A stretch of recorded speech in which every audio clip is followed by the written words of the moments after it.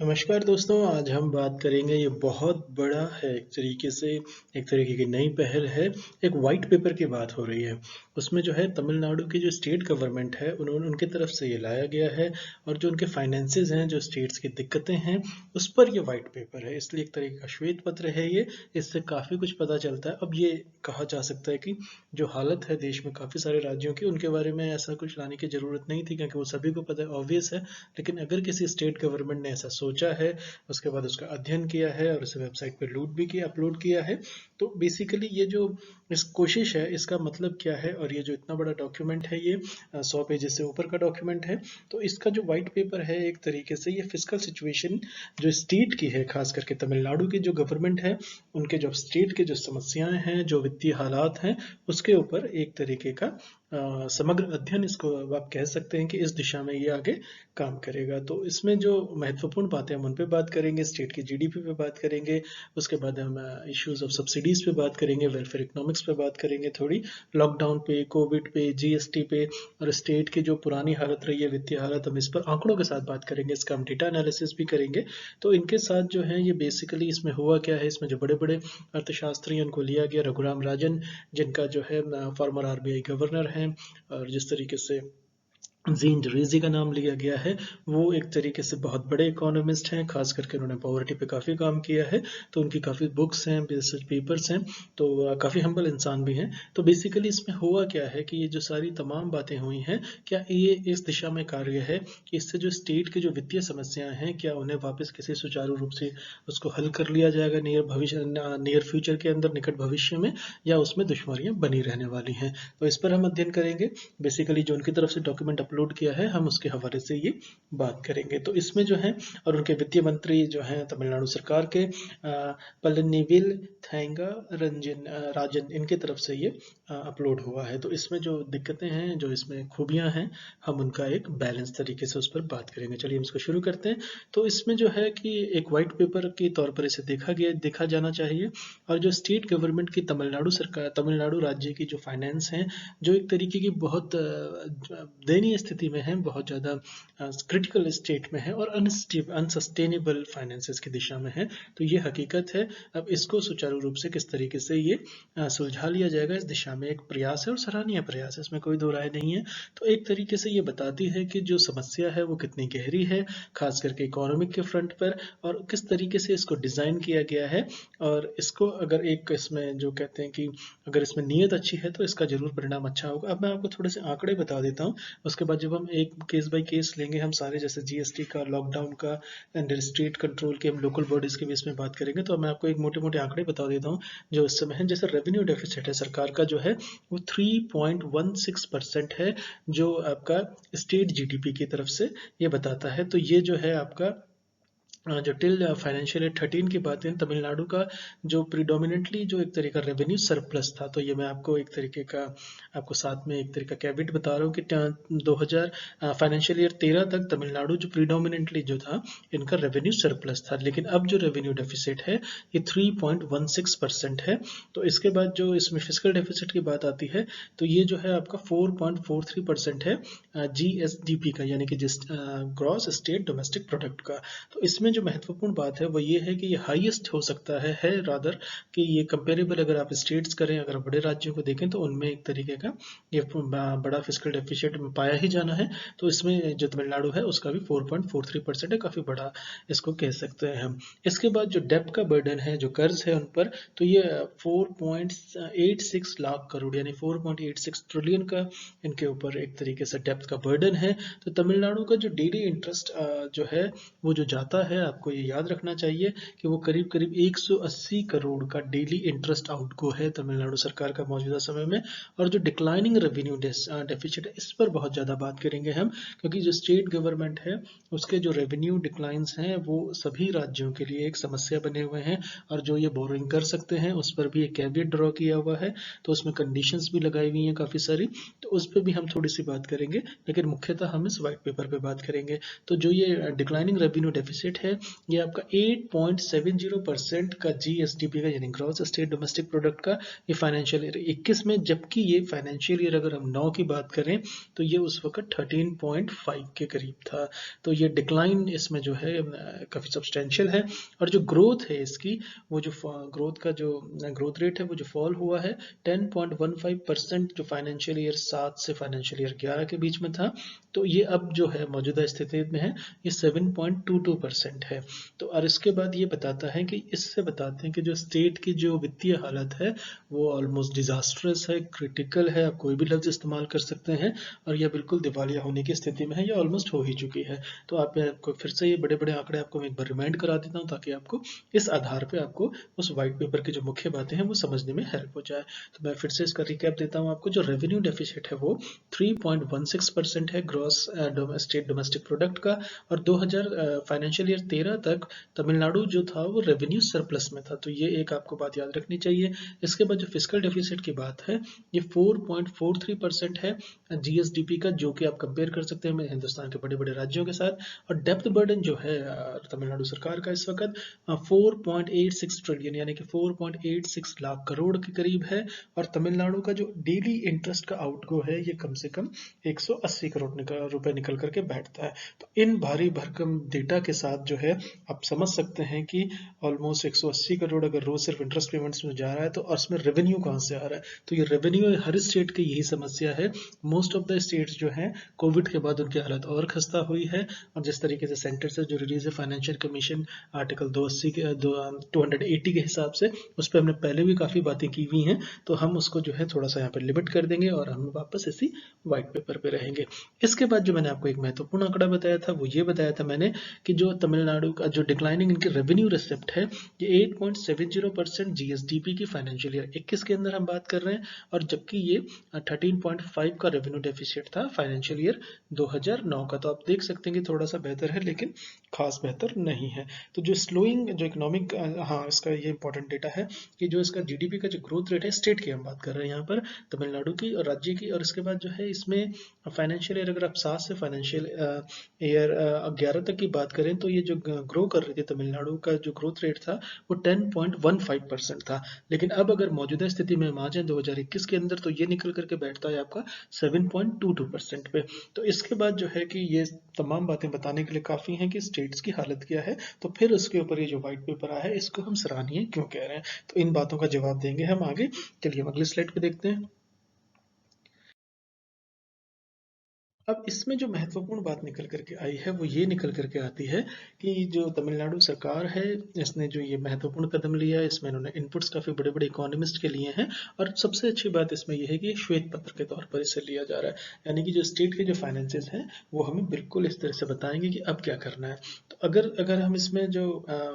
अगर पैंडेमिक जो है इसने एक तरीके से सभी भारत के राज्य की या दुनिया भर की इकोनॉमीज की इसने हालत ख़राब की है, खास करके हिंदुस्तान में जो राज्य सरकारें हैं उनके ऊपर इसकी दोहरी मार पड़ी है। तो ये जो फैक्ट है एक तरीके का, ये क्या जो सक्सेसिव गवर्नमेंट्स अगर आप देखें तमिलनाडु सरकार के अंदर आप देखें, तो जो लेट जयललिता जी, उसके बाद लेट एम करुणानिधि जी की जो इनकी सरकारें रही हैं, तो ये एक मतलब एक सरकार जाती थी फिर दूसरी आती थी, तो इन टर्न आते रहते थे। और इस बार जो है पिछली बार जो है AIADMK जो है वो 2 बार चुन करके आ गई थी। तो इसमें जो महत्वपूर्ण बात है वो ये निकल करके आई है कि जो पॉपुलिज्म की जो थ्योरीज थी, हम उस पर थोड़ी सी बात करेंगे आगे जाके लेक्चर के अंदर। तो जो पॉपुलिज्म की थ्योरीज थी, जिस तरीके से वो सब्सिडाइज कर जाते थे काफ़ी सारी चीज़ें, जो पॉपुलर आधार बनता था, क्या उसकी जो इकोनॉमिक कॉस्ट है क्या वो अब अनसस्टेनेबल हो गई है? जिस तरीके की एक तरीके से अगर आप उसे थोड़ा सा क्रिटिक करके या उसे थोड़ा सा स्ट्रांगली अगर आप उसे कहना चाहें, तो आप उसे ये कह सकते हैं क्या वो जो फाइनेंसेस हैं क्या वो एक तरीके की फ्रीबीज के तौर पर देखा जाता रहा है? तो बहुत इजी था, वो पॉपुलरिस्ट मेजर्स थे, पॉपुलिज्म के थे, तो लोक लुभावन उनको कहा जा सकता है। लेकिन वो मेरा ख्याल है कि शायद जरूरी भी थे, क्योंकि तमिलनाडु की जो सरकार है वहाँ पे आप पॉवर्टी देखें तो वो बहुत दयनीय स्थिति में है। खैर ये दिल्ली का भी एग्जाम्पल लिया जा सकता है किस तरीके से वहाँ फ्रीबीज दी जा रही हैं, लेकिन हिंदुस्तान की हालत में जहाँ गरीबी का जो आंकड़ा है, अगर आप यूपीए के हवाले से करें, जब फूड सिक्योरिटी एक्ट आया तो 84 करोड़ करोड़ लोगों को उसमें लाने की बात की गई थी। अभी मोदी सरकार के मौजूदा सरकार उन्होंने खुद कहा है कि वो 80 करोड़ लोगों को एक साल से 5 किलो जो है अनाज दिया जा रहा है। तो यानी कि रैम्पेंट पॉवर्टी अगर किसी देश में हो तो वहाँ पर फ्रीबीज जो है उसको फ्रीबीज ना कह के हम उसे एक वेलफेयर इकोनॉमिक्स की तरह से देखना शुरू कर सकते हैं, डेवलपमेंट इकोनॉमिक्स का पार्ट इसको पार्ट की तरह देख सकते हैं। लेकिन बहरहाल हम वापस इसी व्हाइट पेपर पे आते हैं। अब जो इसमें निकल करके आती है वो ये इंपॉर्टेंट निकल करके आती है। मैं आपको एक केस एग्जांपल से बताता हूँ कि जिस तरीके से अगर आप पावर यूटिलिटी की बात करते हैं, मान लीजिए ये सभी राज्य सरकारों के अंदर है। इस पर एक मेरा जैसे 90,000 करोड़ का डिस्कॉम्स को लॉस हुआ है, ये मैंने इकोनॉमी के लेक्चर में बताया था। मैं डिस्कॉम्स के ऊपर एक सेपरेट फीचर भी बनाऊंगा। तो 90,000 करोड़ के करीब करीब जो है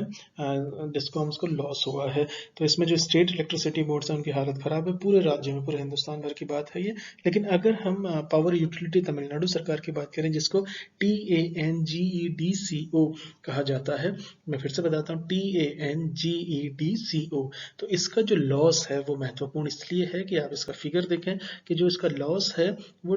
₹2.36 एवरी सिंगल यूनिट के लिए ये पड़ता है। ये लॉस में मैं यहाँ पे बात कर रहा हूँ। तो इसमें जो है कि अभी जो है कि जो पावर टैरिफ्स हैं, जो उनके जो दरें हैं इलेक्ट्रिसिटी की, पावर की, वहाँ पर उसको रिवाइज नहीं किया गया है पिछले 7 सालों के अंदर। तो एक तरफ अगर आप इसे इकोनॉमिक्स पैमाने पे देखें तो ये रिवाइज किए जाने चाहिए थे। लेकिन अगर आप इसे तमिलनाडु की अगर जो एक तरीके से पॉवर्टी के स्टैंडर्ड्स हैं अगर उसके हिसाब से देखें तो जो लॉस है, लेकिन बहरहाल जो हमें आंकड़ा बताता है, जो स्टेटिस्टिक्स कहती है कि एक यूनिट के ऊपर जो लॉस है मौजूदा समय में वो ₹2.36 का निकल करके आता है। और इसको 7 सालों से इस टैरिफ को रिवाइज नहीं किया गया, यानी कि बढ़ाया नहीं किया गया, उसमें तब्दीली नहीं लाई गई है। तो अगर हम स्टेट ट्रांसपोर्ट अंडरटेकिंग्स की अगर हम बात कर लें यहाँ पर कि किस तरीके से ये जो है स्टेट जो ट्रांसपोर्ट है वहाँ के परिवहन के तौर पर इसका जो लॉस है वो हर एक किलोमीटर पे 59 रुपीज 16 पैसे निकल करके आता है। जो भी 1 किलोमीटर के ऑपरेट करते हैं ये स्टेट ट्रांसपोर्ट के जितने अंडरटेकिंग्स हैं, उसमें जो लॉस है, हम यहाँ पे लॉस की बात करें, जैसे मैंने आपको बिजली का लॉस बताया पावर सेक्टर के अंदर 2.36 ₹2.36 एक यूनिट के लिए, उसी तरीके से 1 किलोमीटर के लिए जो लॉस है वो 59 रुपीज 16 पैसे निकल करके आता है। तो आप इसी से अंदाजा लगा सकते हैं। और उसके बाद जो उनकी जो डेप्थ वाली जो जाती है वो 180 करोड़ रुपए रोज जा रही है। तो आप इन आंकड़ों से एक तरीके से देख सकते हैं कि इस राज्य को चलाया कैसे जाएगा। इसी दिशा के लिए ये व्हाइट पेपर लाया गया है।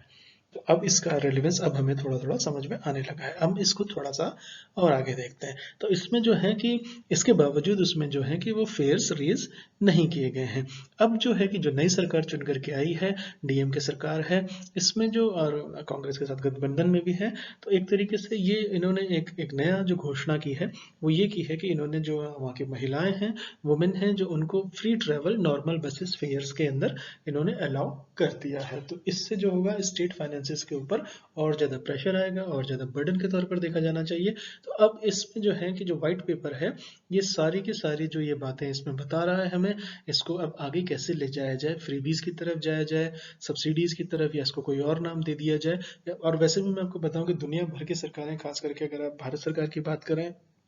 या इसकी पिछली सरकारों की बात करें, चाहे आप राज्य सरकारों की बात करें, इन्होंने एक नया मॉडल निकाला है डेवलपमेंट का कि कुछ कुछ घोषणाएं वेलफेयर इकोनॉमिक्स में कर दीजिए, उसमें से दो चार योजनाओं को आप इम्प्लीमेंट कर दीजिए और बाकी आप एम्प्लॉयमेंट पे बात मत कीजिए, आप पॉवर्टी पे बात मत कीजिए। और उसमें क्या होगा कि और अब जो मेगा प्रोजेक्ट्स हैं जो वो कॉर्पोरेट्स को प्राइवेटाइज कर दीजिए। वो तो एक तरीके की एक सहूलियत भरी पॉलिटिक्स हो जाएगी जिसमें आपको वोट्स मिल जाएंगे, क्योंकि आप वेलफेयर इकोनॉमिक्स की भी 4-5 स्कीमें चला रहे हैं और उन पर ठीक ठाक अच्छा कर रहे हैं इसी तरीके से। लेकिन आप लॉन्ग टर्म अगर इकोनॉमिक्स देखें तो आप इसको समय को डिले कर रहे हैं, जिसको कहते हैं ना कि कैटास्ट्रॉफी आने वाली है, तो आप इसको डिले कर रहे हैं। अगर आप एजुकेशन में ज़्यादा डालेंगे, हेल्थ केयर आप देख लीजिए, पूरे कोविड में ऑक्सीजन जिस तरह की, मतलब राज्य सरकारें मना कर रही हैं, लेकिन बहरहाल वो एक अलग डिबेट का इशू हो जाएगा, हम इसे व्हाइट पेपर पे रहना चाहते हैं। तो एक तरफ आप ये देखिए कि सरकारों का काम करने का तरीका क्या है। तो डीएम की सरकार की जो चुनौतियां हैं वो इससे और ज़्यादा गहरा जाती हैं। अब इसमें एक बात निकल करके आती है कि ये जो विशियस साइकिल निकल करके बन रहा है, यहाँ पर बनता दिख रहा है। अब तक हमने जितनी बात की है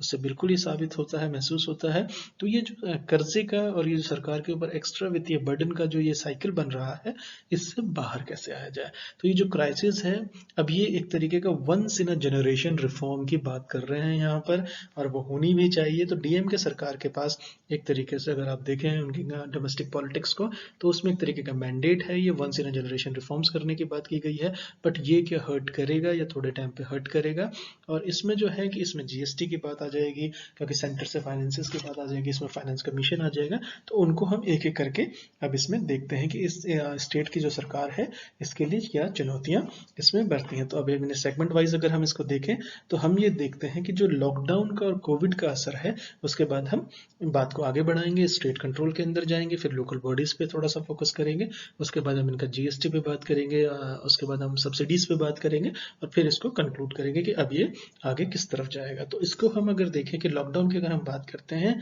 तो जो सिटीजन्स हैं वहाँ के, स्टेट के, राज्य के जो नागरिक हैं, तो उनके लिए एक तरीके का लॉकडाउन बहुत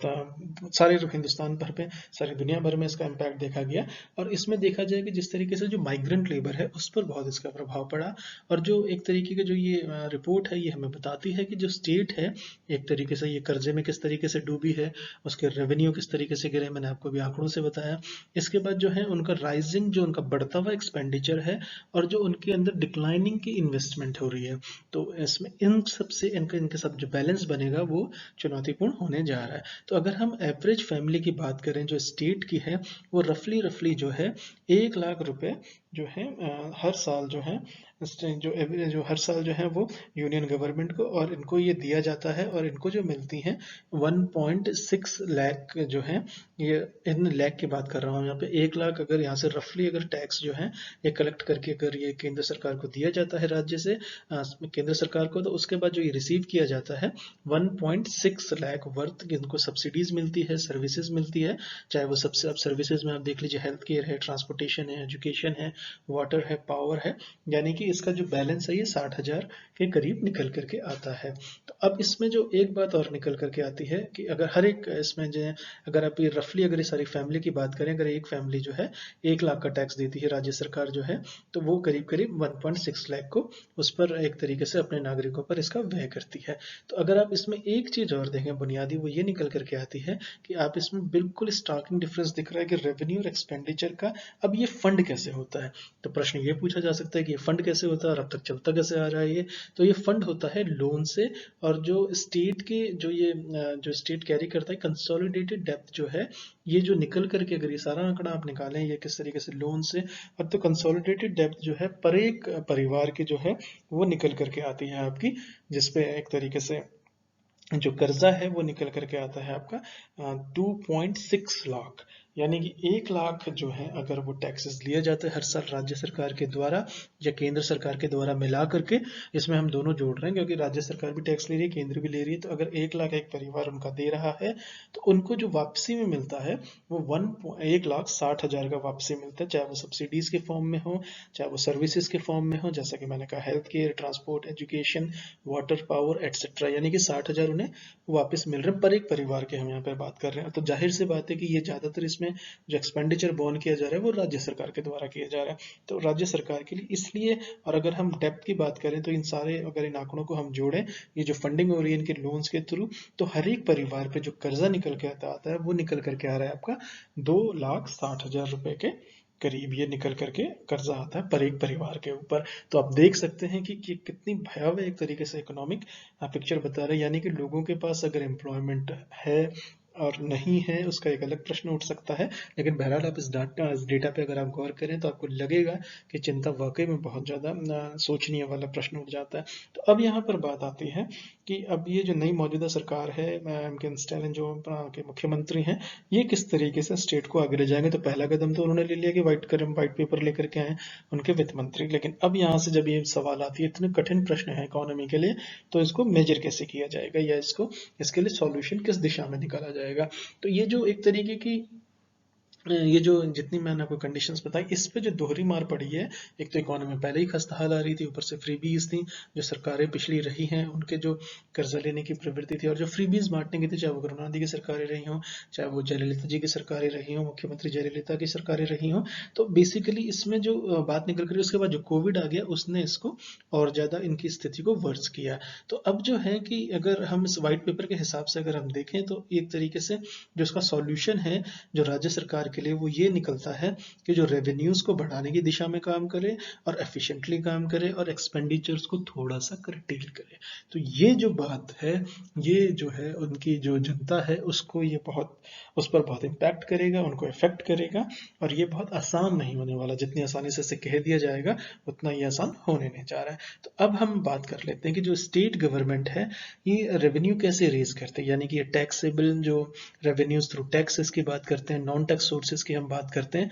तो जो इसका अगर हम मोटा मोटा देखें तो जो इसका 3/4 है ये निकल करके आता है डायरेक्ट और इनडायरेक्ट टैक्सेस से निकल करके आता है रेवेन्यू। और इसके साथ साथ जो अगर हम इसमें इंट्रोडक्शन इसमें डाल दें, जीएसटी का डाल दें, और इसमें जो है कि एक तरीके से जो राज्य सरकारें हैं उनके पास ये पावर नहीं है कि वो इनकम पे टैक्स करें या सेल्स टैक्स को बढ़ा दें, और ये जो रेवेन्यूज हैं ये उनके हाथ में है, और ये जो एक तरीके से क्या केंद्र सरकार के हाथ में है। तो जो एक तरीका जो रेवेन्यूज है वो बहुत ज़्यादा कंस्ट्रेंट हो जाता है, और जो 3/4 है वो टैक्सेस और नॉन टैक्सेस एक तरीके से रेवेन्यू आ रहा है सरकारों के पास, और सरकारों के पास रेवेन्यू रेज करने का पोस्ट जीएसटी उनके हाथ थोड़े से इसमें बंधे तो हैं। इसके बाद जो अगर हम बात करते हैं स्टेट कंट्रोल में है क्या, तो टैक्सेस ऑन प्रॉपर्टी एक है, फ्यूल अल्कोहल, जो अल्कोहल और फ्यूल प्राइसेस की बात चल रही है इसको भी जीएसटी में लाया जाए, लेकिन बहरहाल, और एक्साइज जो है जो उस पर एक अलग एक मुद्दा है। तो जो टैक्सेस ऑन प्रॉपर्टी इसमें एक निकल करके आती है बात, फिर इसमें कमोवेश यही स्थिति आपकी फ्यूल में निकल करके आती है, उसमें थोड़ा बहुत ये वैट बढ़ा देते हैं। फिर ये लिक्विड से जो अल्कोहल से है उससे जो इनका थोड़ा सा रिमेनिंग है, और जो वो है वो थोड़ा सा डायरेक्ट कंट्रोल राज्य सरकारों के अंदर देखे जा सकते हैं। तो लेकिन अगर इसमें ये देखें कि जो केंद्र सरकार है, जो मोदी सरकार है, एक तरीके से जो इन्होंने ऑलरेडी इतना कर्जा करवा दिया है, तो इसमें देखा जाए तो जो एवरेज एक तमिलियन के ऊपर, एक तमिल के ऊपर जो वहाँ के एक नागरिक हैं उनको तमिलियन हम कह रहे हैं कि वो भारत के नागरिक हैं। तो इसमें जो एक तरीके से जो इनमें जो महत्वपूर्ण बात है वो ये निकल करके आती है कि जो केंद्र सरकार ने जो एक तरीके से एक्साइज में 32 से 33 रुपया जो सेस डाला है पेट्रोल और डीजल में, वो भी एक तरीके से उन पे पड़ेगा। और इसके बाद जो ये जो कलेक्ट करते हैं लेकिन वो इसको राज्य सरकारों को देते नहीं है, तो एक तरीके से ये एक्साइज की मार उन पे पड़ी है। इसके साथ साथ अब इसमें राज्य सरकार का वैट और जोड़ दीजिए, तो इन दोनों को जोड़ने के बाद वो जो मार पड़ेगी वो एक आम शहरी के ऊपर वो दोहरी मार के तौर पर इसे देखा जाना चाहिए, लेकिन राज्य सरकारों के भी हाथ इसमें बंधे हुए हैं। अब इसमें दूसरी बात निकल करके आती है कि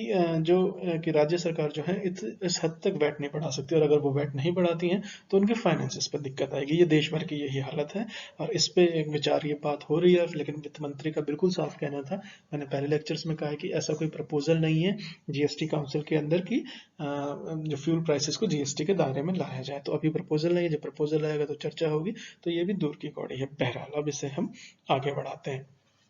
तो जो प्रॉपर्टी टैक्स हैं एक तरीके से ये प्रोग्रेसिव होते हैं, फेयर होते हैं, और ये गरीबों को इतना हर्ट नहीं करते, लेकिन अमीरों को इससे थोड़ा सा इफेक्ट पड़ता है। तो यहाँ पर एक थोड़ी सी गुंजाइश दिखती है। तो ये जो व्हाइट पेपर है, इन्होंने इस पे एक तरीके से व्हाइट पेपर ने ये कहा है कि जो ग्रॉस एक तरीके से अंडर कलेक्शन है जो प्रॉपर्टी का, जो टैक्सेस हैं जैसे अर्बन लोकल बॉडीज, और ये एक तरीके से नॉन रिविजन अभी तक जो नहीं हुआ है प्रॉपर्टी रेट्स का, और जो इम्प्रॉपर असेसमेंट्स हुई हैं और वैल्यू और जो प्रॉपर्टी की अंडर वैल्यूएशन हुई है उस पर एक गहन काम वापस इस पे होना चाहिए। तो जब ये होगा तो ये जाहिर सी बात है कि ये अमीरों को ज़्यादा इफेक्ट करने वाला है, और ये थोड़ा सा अनपॉपुलर मेजर के तौर पर देखा जाएगा। अब इसको थोड़ा सा और आगे बढ़ा लेते हैं। अगर हम इकोनॉमिक सर्वे को देखते हैं तो इकोनॉमिक सर्वे का जो डेटा, मान लीजिए हम 2016-17 का अगर हम इकोनॉमिक सर्वे लेते हैं तो एक तरीके से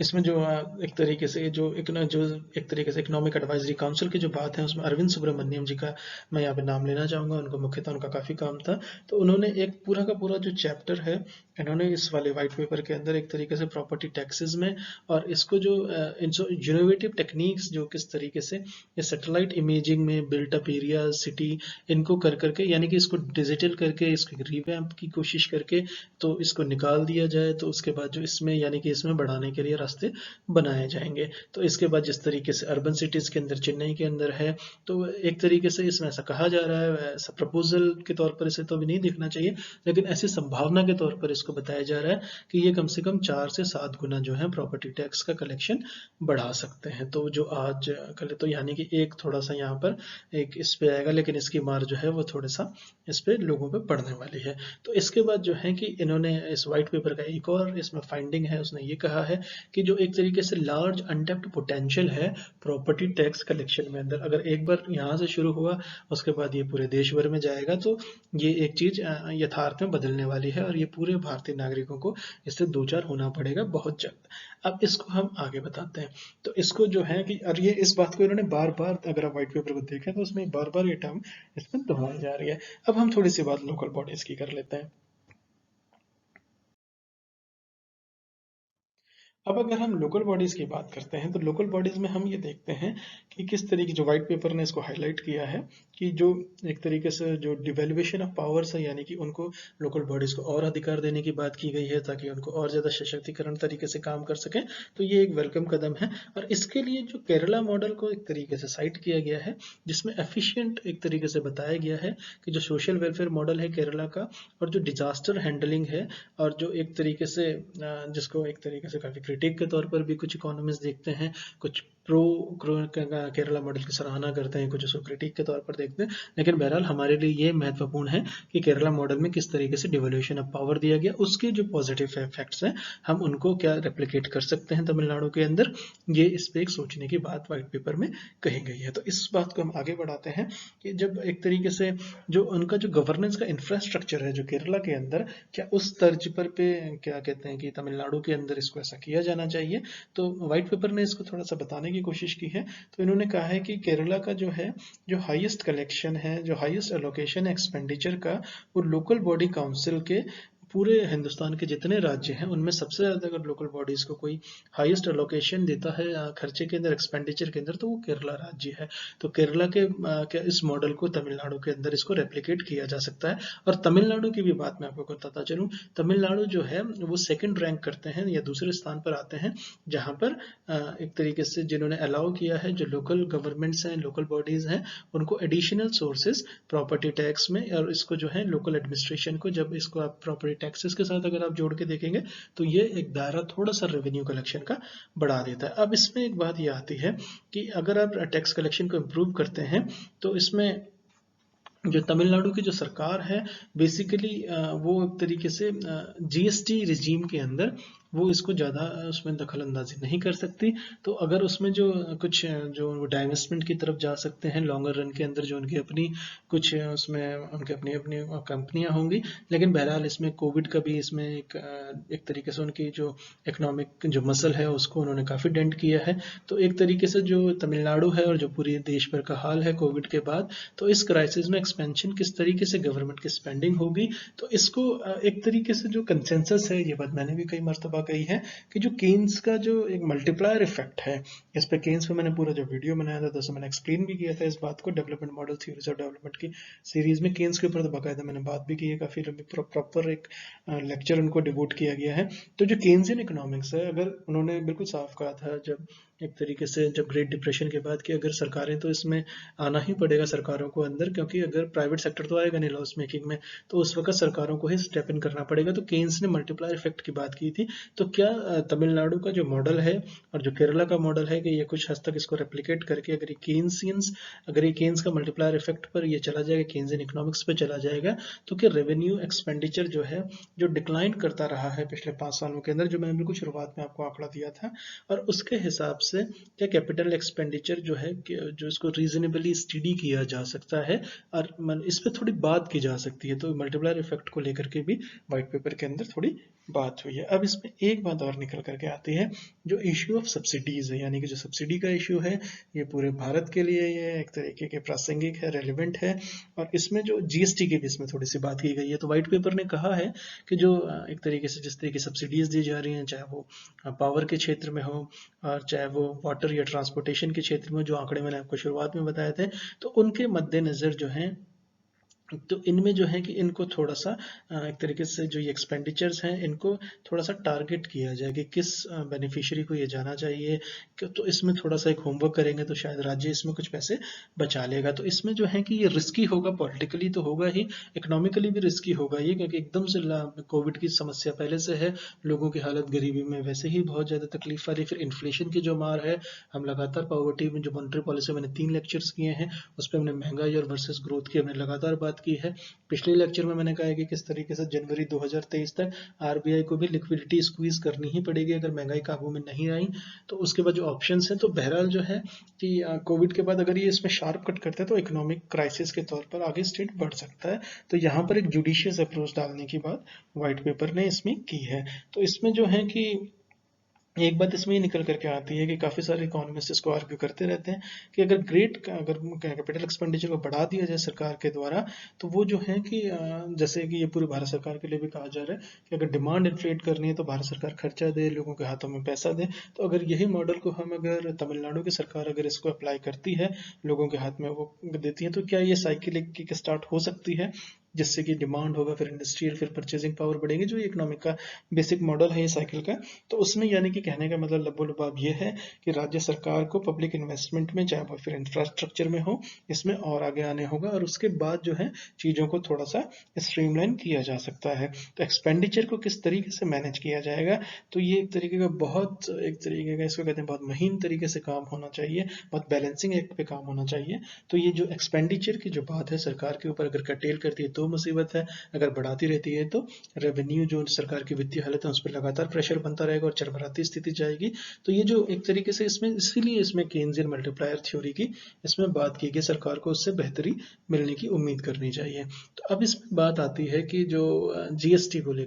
को लेके काफ़ी ज़्यादा बातें हो रही हैं, काफ़ी ज़्यादा जो जिस तरीके से उनका जो रेवेन्यू है, क्योंकि स्टेट जीएसटी के बाद स्टेट के रेवेन्यूज़ पे फ़र्क तो पड़ा है। तो इसके बाद एक तरीके से अब इसका पॉलिटिकल, इकोनॉमिक, एडमिनिस्ट्रेटिव डिजास्टर, इन सब पर हम नहीं जा रहे हैं, लेकिन अगर इनको एक तरीके से देखा जाए तो इसने क्या राज्यों को बेहतर स्थिति में दिया है, लेकिन इसने जो एक्चुअली जो हुआ है वो ये हुआ है कि केंद्र के सामने राज्यों की जो एक तरीके के जो फाइनेंशियल नीड्स थी वो और ज़्यादा बढ़ा दी हैं, और केंद्र अगर उनको उस तरीके से एड्रेस नहीं करता या डिले करता है पेमेंट्स में, तो वो हर एक राज्य सरकार, खास करके तमिलनाडु जैसे बड़े राज्यों के लिए ये समस्या होने वाली है। तो जीएस जो ये व्हाइट पेपर है, इसने एक तरीके से फ्यूचर ऑफ जीएसटी पर थोड़ी सी एक तकदीद की है, थोड़ा सा एक क्वेश्चन मार्क लगाया है, थोड़ा सा उसको कहा है कि इस पर एक विचार होना चाहिए। तो जिस तरीके से जो रेवेन्यूज, जो जेन्यून कंसर्न्स हैं, चाहे वो फिर राज्य सरकारों के लिए हों या लोगों के, गरीबों के लिए हों, सोसाइटी के लिए हों, उस पर एक पुनर्विचार या एक रिवीजन की या एक ह्यूमैनिटेरियन अप्रोच की बात इसमें कही गई है। अब इसको अगर हम बात करें कि किसको कहते हैं कि एक तरीके से जो करुणानिधि जी थे, उन्होंने जिस तरीके से, एक तरीके उनका कोई छुपा नहीं है, वो एक तरीके से जो लेफ्टी आइडियोलॉजी को फॉलो करते थे और काफ़ी successful chief minister, long term serving chief minister रहे तमिलनाडु के। तो उन्होंने एक तरीके से ये बात इसमें है कि तमिलनाडु के जो करुणानिधि जो चीफ मिनिस्टर थे तमिलनाडु के 2009 में, तो उन्होंने जीएसटी के इंट्रोडक्शन पर एक तरीके से ऑब्जेक्शन दिया था, और उन्होंने ये भी कहा था कि ये जो डेयरिंग लीप ऑफ फेथ की जो बात की जा रही है जो इसके फ्यूचर के अंदर, तो उन्होंने उस वक्त के मौजूदा प्रधानमंत्री जो मौजूदा नरेंद्र मोदी जी से पहले प्रधानमंत्री मनमोहन सिंह जो उस वक्त थे 2009 के अंदर, उनको एक तरीके से, जबकि इस पे जो बात हुई थी, तो इसके बाद अगर हम ये देखें, अगर इसको हम थोड़ा सा और पीछे ले जा लेते हैं इस मॉडल को, तो हम ये देखते हैं कि जो चीफ मिनिस्टर कामराज थे तमिलनाडु के 1960 के करीब, तो तमिलनाडु का एक तरीके से जो काफ़ी ज़्यादा इंक्लूसिव इकोनॉमिक डेवलपमेंट की बात वहाँ पर बहुत होती थी और हुई भी थी। तो एक तरीके का यूनिक मॉडल था वो। कामराज का मॉडल अगर आप पढ़ें पॉलिटिकल साइंस के अंदर, तो आप पाएंगे कि ये बहुत गहरा मॉडल है, बहुत खूबसूरत मॉडल था, तो इसने काफ़ी इसकी सक्सेस भी रही है। तो एक यूनिक मॉडल के तौर पर जो जनरस एक तरीके के जो स्टेट का जो वेलफेयर था, जिसमें एक तरीके से जो प्राइवेट इन्वेस्टमेंट थी और एक तरीके की एफिशिएंट पब्लिक जो इसमें सर्विसेज थी, मैं आपको ब्रीफ करके बता रहा हूँ, तो प्राइवेट इन्वेस्टमेंट की बात भी उस कामराज मॉडल के अंदर थी और एफिशिएंट एक तरीके का पब्लिक सर्विसेज, तो इन दोनों को जो बैलेंसिंग था, तो क्या ये उस मॉडल पर तमिलनाडु सरकार आगे बढ़ेगी? तो जो एक तरीके का जो व्हाइट पेपर है, ये बिल्कुल साफ करके बहुत महीन तरीके से, सर्जिकल तरीके से ये बताता है कि जो पिछले कुछ साल हैं, अगर हम उनको थोड़ा एबरेशन के तौर पर भी देख लें, तो तमिलनाडु जो है कि थोड़ा सा जो तमिलनाडु को जो थोड़ा सा डिरेल हुआ है, तो उसको वापस पटरी पर लाया जाता है, यानी कि ये होपफुल से हैं थोड़े से। तो यहाँ पर जो कि एक अच्छी बात है, इसका वेलकम होना चाहिए। तो इसमें ये देखना चाहिए कि जो उनके वित्त मंत्री हैं पलनवेल थिंगाराजन, इनके लिए जो होंगी कि ये एक तरीके का जो इसमें जो तमिलनाडु का जो बजट है उसमें पब्लिक हेल्थ के ऊपर, इकोनॉमिक हेल्थ के ऊपर वो बहुत दिलचस्प होने वाला है। तो इसमें एक बात और निकल करके आती है कि जो जैसे कि मैंने आपको जीएसटी के बताया था कि जो एक्सपेंडिचर्स हैं वो किस तरीके से कंट्रोल हो जा रहे हैं, और खास करके पोस्ट पैंडेमिक सिनेरियो के अंदर, तो उसमें उसके मद्देनजर जो तमिलनाडु की जो नई सरकार चुनी गई है वो किस तरीके से आगे जाती है। तो अगर वो इस तरफ, अगर वो टाइट रोप वॉक की तरह इसको देखना चाहिए कि अगर रिफॉर्म्स अगर कहते हैं कि अपने सब्सिडीज को कर्टेल करो, तो वो जनता के हित में जाएगा, जबकि इतने बड़े मैंडेट के साथ आई है। और अगर वो सब्सिडीज को जारी रखते हैं या उस तरीके से ही जारी रखते हैं जैसे पैसे होता है, तो स्टेट की जो वित्तीय हालत है और चरमरा जाएगी, इसमें कोई शक नहीं। तो ये बहुत चैलेंजिंग होगा स्टालिन गवर्नमेंट, स्टालिन सरकार के लिए, तमिलनाडु गवर्नमेंट के लिए। तो किस तरीके से, और इसमें एक चीज जो होता है कि क्या पीडीएस की बात यहाँ पर जिस तरीके से की गई है उस व्हाइट पेपर के अंदर, कि वो जो क्लीन अप होगा किस तरीके से उसको और ज्यादा लीक प्रूफ बनाया जाए, वेल ऑफ किया जाए। तो इसमें जो फ्री सप्लाई ऑफ जो पावर की जो बात है, जो मुफ्त के एक तरीके से दी जा रही है, तो ये जरूरत भी है, लेकिन बहरहाल जो है इसको भी रिव्यू किया जाना चाहिए, ऐसा व्हाइट पेपर ने कहा है। तो इसके बाद एक तरीके से जो एग्रीकल्चर सप्लाई की जो क्वांटम है, और जो एक तरीके से जो जेन्युइन ट्रांसमिशन और डिस्ट्रीब्यूशन लॉस है, इस पर भी एक तरीके से बारीक नज़र, और इस पर एक पुनर्काम, इस पर रिवीजन होना चाहिए। तो इसके बाद जो है कि किस तरीके से, और इसमें यह भी देखना चाहिए कि जो पावर का राइज स्टीप ना हो जाए, क्योंकि जिससे वो वहाँ के एग्रीकल्चर को हर्ट करेगा, फार्मों को हर्ट करेगा, और वो इन टर्न जो है अच्छा करने की जगह वो उसका एक डिमोरलाइजिंग इफेक्ट के साथ साथ वो इकोनॉमिकली नुकसानदेह साबित होगा। तो इसमें जो है कि जो डीएमके गवर्नमेंट की जो सरकार है, इसमें जो एक तरीके का, इसमें जो बड़े बड़े इकोनॉमिस्ट का, जैसे कि मैंने आपसे रघुराम राजन जी का जिक्र किया, जीन जेरसी का जिक्र किया, तो इनकी जो इनपुट्स आएंगे वो काफ़ी इनवैल्यूएबल तो होंगे ही, काफ़ी ज़्यादा महत्वपूर्ण है, और काफ़ी ज़्यादा हम उसमें ये पाते हैं कि